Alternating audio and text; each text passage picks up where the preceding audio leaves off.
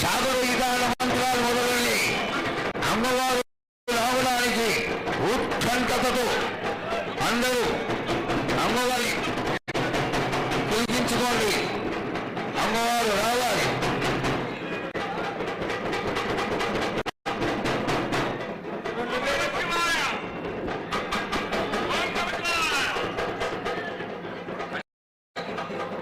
తీసుకొని నీ యొక్క ఆశీర్వాదం పొంది నీకు కొలహారాలు కండ్లు అన్నీ సమర్పించుకొని నీ తృప్తిని తెలియజేయమని వేడుకుంటున్నారు తల్లి. నన్ను దాటి రావాలంటే, నా వద్దకు రావాలంటే ఆ మాత్రం కూడా కష్టం లేకుంటే ఎట్లా బాలక? మిన్ను కాపాడేది కూడా నేనే కదా. ఎటు తిరిగి మీరు కష్టం లేకుండా ఉంటే మీరు సుమ్మరిపోతలు అయిపోతారు కదా. ఆ మాత్రం కూడా మీరు కష్టపడాలి కదా నా వద్దకు రావడానికి కూడా. కానీ సంతోషంగా మీరు ఏమి తెచ్చినా కానీ, మీరు పలహార తెచ్చినా, పండు తెచ్చినా, ఏమి తెచ్చినా, సాగ తెచ్చినా, బోనం తెచ్చి ఆనందంగా అందుకునే భారం నా తప్పనిసరిగా అందుకుంటా నేను.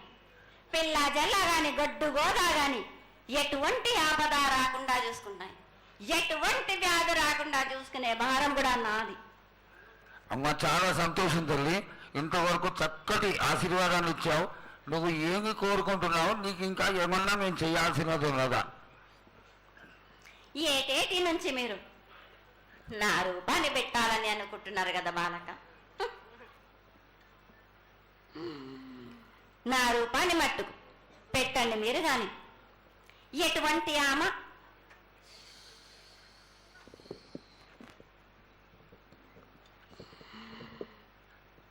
ఎవరేమి చేసినా గాని నేను మాత్రం తప్పకుండా నా రూపాన్ని శాశ్వతంగా పెట్టించుకుంటాను. ఎవరెంత అడ్డుపడ్డా గాని, ఎవరేం కోరుకున్నా గాని నా రూపం మట్టుకు తప్పనిసరిగా నేను నిలబెట్టుకుంటాను. అమ్మా ఇది ఆశీర్వాదమే కాదు, నీ ఆజ్ఞగా భావించి పెద్దలందరూ, ఆలయానికి సంబంధించిన పెద్దలందరూ దీని యొక్క ఏర్పాట్లలో సన్నద్ధమై వెనకాల కార్యక్రమాలన్నీ జరుగుతూనే ఉన్నాయి తల్లి. ఇక్కడ ఉన్నటువంటి ఆనాటి నుంచి వచ్చిన పెద్దల్లో మునిమల వాళ్ళైనటువంటి వాళ్ళందరూ ఆ దానికి సమర్థించినటువంటి ఒక పత్రాన్ని సేకరించి జగద్గురువుల నుంచి ఆమోదాన్ని తీసుకున్నారు. కేవలం నీ యొక్క ఆజ్ఞ మాకు తక్కువైంది తల్లి. బలాన్ని ఇచ్చి దాన్ని పరిపూర్ణం చేసుకొని మేము తృప్తిపడి నీ యొక్క రూపాన్ని చూసి ఆనందపడేట్టుగా ఆశీర్వదిస్తూ, ఇంకా ఏమైనా ఉంటే తెలియచేస్తే తర్వాత మన వాళ్ళందరూ ఆనాటి నుంచి వచ్చినటువంటి పెద్దలు నేను ఒక 2 ప్రశ్నలు వేస్తారు తల్లి. ముందుగా తెలియజేయాలి. నా గ్రామ ప్రజలందరూ ఇది వడికే కాదు, గత 7 నుంచి కూడా మీరు సంతోషంగా ఆనందంగా ఉండడానికి మీరు చల్లని సాక పెడుతున్నారు. నాకు సంతోషంగా అందుకుంటున్నాను. ఈ 7 కూడా మీరు 5 వారాలు నాకు పప్పు బెల్లం పలహారాలతోటి సాక పెట్టండి. నాకు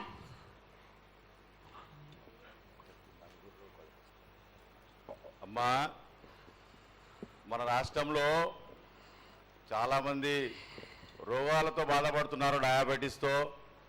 వాళ్ళకి మీ చల్లని చూపు కావాలి, అందరూ ఆరోగ్యంగా ఉండాలని నేను ప్రార్థిస్తున్నానమ్మా.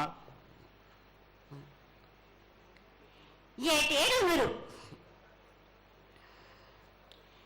మీ విద్యను కానీ దాని కానీ చదువును కానీ మీరు ఎక్కువ చేసుకున్నారు అనుకుంటున్నారు. కానీ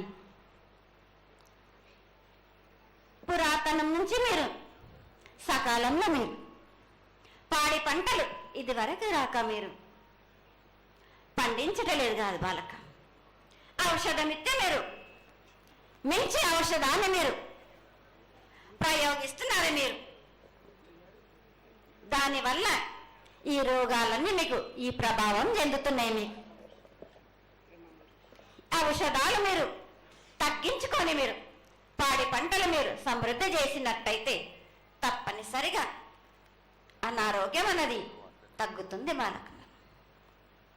అమ్మా, మేము ఏదైతే మీకు బలి కార్యక్రమం చేశామో ఆ బలితోని మీరు సంతృప్తిగా ఉన్నారని మేము అనుకోవచ్చా అమ్మా? ఏడేడో చేసేది రక్తపాశం ఇవ్వట్లేదు కదా బాలక. మీకు నచ్చినట్టు మీరు